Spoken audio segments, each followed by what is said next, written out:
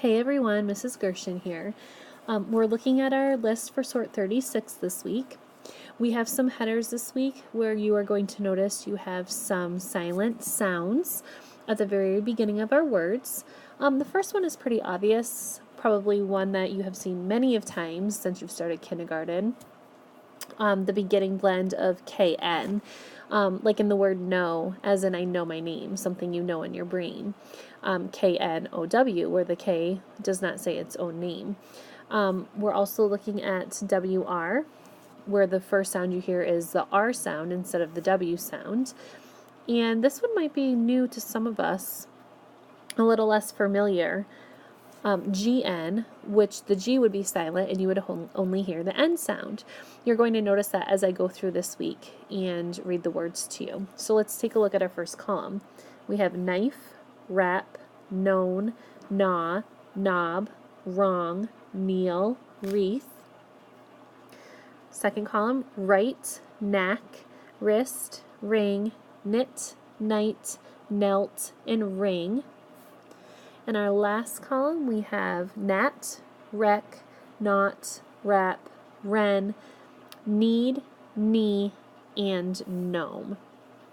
Now I'm going to point out some of the words this week. Obviously the sorting isn't going to be that difficult because you're starting with KN, WR, or GN. Some of the words you might not be familiar with. So as I'm going through here, they did put a homophone in. We have the word wrap and the word wrap again over here in the third column. So we have two wraps. The one with the WR meaning to actually use paper to put around a box for a gift, to wrap it, or to wrap yourself up in a blanket. The other wrap in the first column is a type of song, singing a rap song.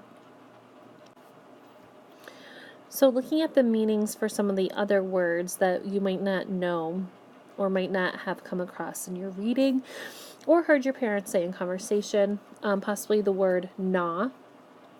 Here in the first column, that means to chew over and over and over again. So the baby gnaws on the pacifier. Also, we have the word in our second column. Let's see here. Ring. Oh, we have two rings. Let's circle those. Two rings. Okay. The first ring would be something you wear in your finger or like to ring the doorbell. The second ring is to use your hands and twist something. For instance, if you want to wring out your washcloth, you use your hands and you twist in opposite directions to get the water out. You wring out your washcloth.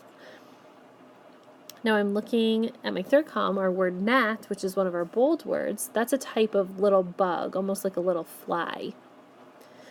And then I'm looking at the word wren. That's a type of bird. The next word, need. That's not I need something, I need to have it. Need is using your hands, like say you're making bread and you push using your hands onto the dough to kind of get it to form shape. That's kneading. Or sometimes cats knead. If you ever see a cat like hop up onto a blanket, it uses its paws to push over and over and over again. And then our last word is gnome. That's almost like I don't want to say a troll, but an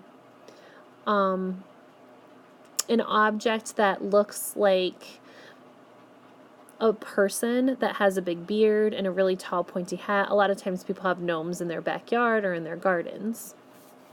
So looking through our words this week, like I said, the sorting is going to be pretty easy. You do have a couple words that have R's in the beginning, like wrap and ring. We talked about those.